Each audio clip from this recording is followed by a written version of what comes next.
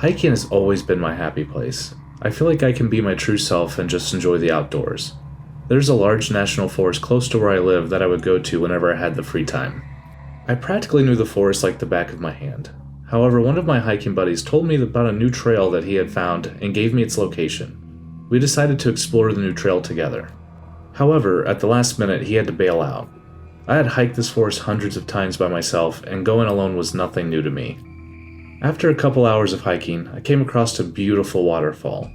It was like this untouched secret of the woods. I couldn't believe I had been here so many times, and this was the first time I was seeing this waterfall. I took a break, had a snack, and let my other passion, photography, take over. I probably spent about 10 minutes getting some good shots of it for my portfolio. I still wanted to explore the trail further, so I decided not to spend the rest of my day here and move on. About an hour later, I reached a fork in the path. I was really beginning to think that not many people take this trail, as there was no trail markers or anything really to show which way to go. It was also not on the trail map of this area either. The deeper I got, the more the trees and brush thickened. Visibility was limited to about 10 feet through the tree line. Even the trees overhead was making it seem darker than it actually was. After about another 15 minutes of walking, I glanced at the sky. I looked at the time and realized I only had a few more hours of daylight and decided it was best to head back to the car. I turned around to walk back and took literally a few steps before I heard a faint sound in the distance. It was a voice, almost far away enough that I'm surprised I even heard it. I moved a few feet forward and saw a small game trail that went deeper into the forest.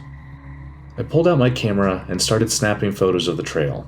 While I was taking pictures, I heard a terrified scream. It was a woman's scream, and it sounded like she was either seriously hurt or about to be seriously hurt.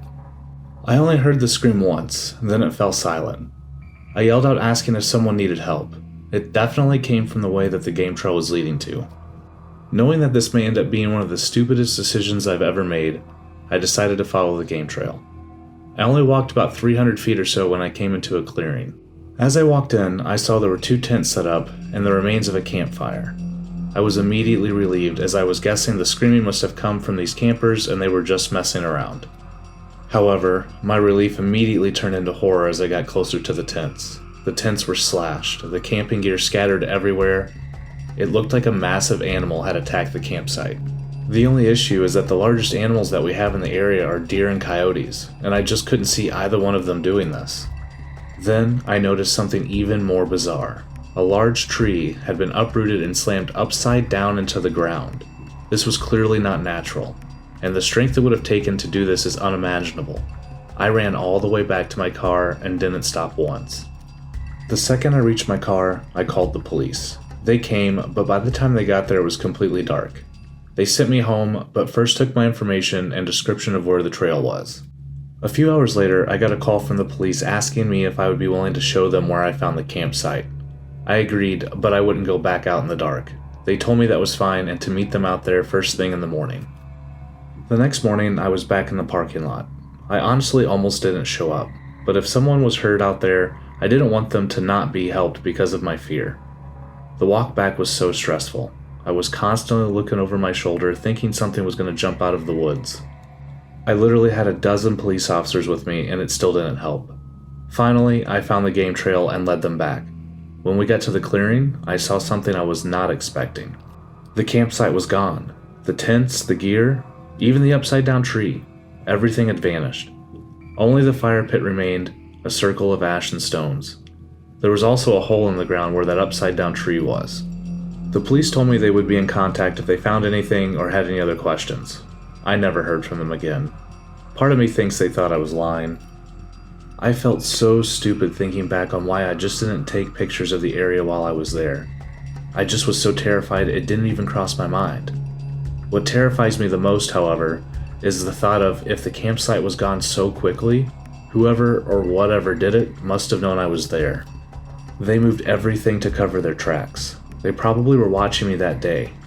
I haven't been back to that national forest since, and I never plan to be again.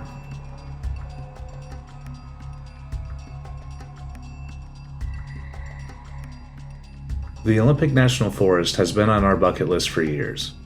My best friend Phil and I are avid hikers, always seeking new adventures. We finally set off for a 4-day hike there. We were buzzing with excitement. The weather was perfect, the air crisp, and the scenery breathtaking as we started down the trail. The first day was everything we hoped for. We took our time on the trail and made camp a few hours before dark. By sunset, we had a fire going and sat around it, chatting and having a good time. Eventually, we decided to call it a night as we had another long day of hiking ahead of us. I can't remember when, but I remember waking up to a noise outside of my tent. Groggy, I assumed it was Phil moving around or something, so I rolled over and fell back asleep. When I got out of my tent in the morning, I saw our campsite was trashed. I immediately woke Phil up and showed him the site. We immediately thought of bears, though we hadn't seen any. We debated ending our hike early, but decided to push on. A few hours into our hike, we saw dark clouds gathering. Not wanting to get caught up in the middle of a storm, we made camp earlier than planned, just in time before the storm hit. We hunkered down in our tents, communicating through walkie-talkies. The storm went on through the night, and I found it hard to fall asleep with the noise of the rain and wind. Half asleep, I thought I heard something outside over the pouring rain and thunder. I unzipped my tent just enough to peek out, but it was too dark and rainy to see anything. Thinking it could be another bear, I thought it'd be safer to stay inside. I reached for my walkie-talkie and asked Phil if he heard the noises too. He said he did.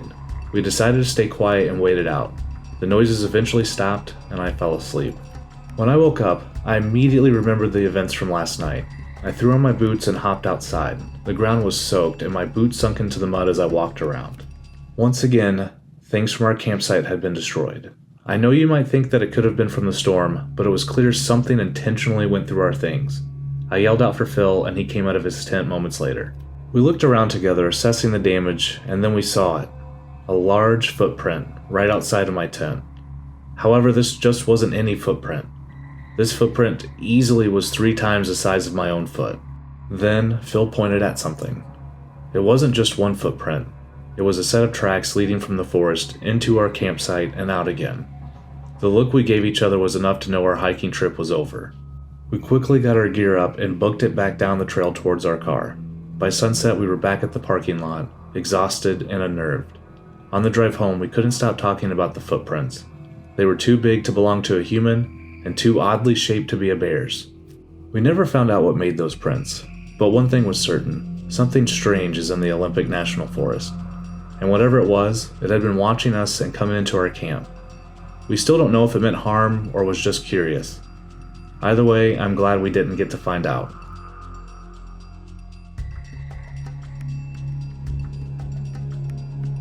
I'm a YouTuber with a decent following. Not celebrity famous, but I do have a supportive community. My channel focuses on healthy eating, working out, positive mindsets, and outdoor activities with my dog Rocky. I won't give any more information on who I am, as I'm not looking for more followers or anything, and I'm only mentioning this as it's important for my story.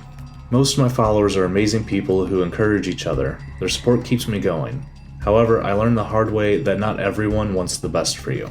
A few weeks ago, I started training for a marathon and thought it would be fun to document my journey. Rocky and I often run together, and I love sharing these moments. I went live to announce my training plan, mentioning that I'd be training in my local national forest.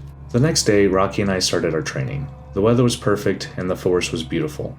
We saw a few other people on the trail, but one guy stood out. He wasn't running, just walking around. He didn't look like he belonged. A few days later, we went back to the same trail. It was cold and rainy, and the forest was almost deserted. Rocky and I had been running for almost an hour when we saw our first person on this run. The person was jogging, headed right towards me.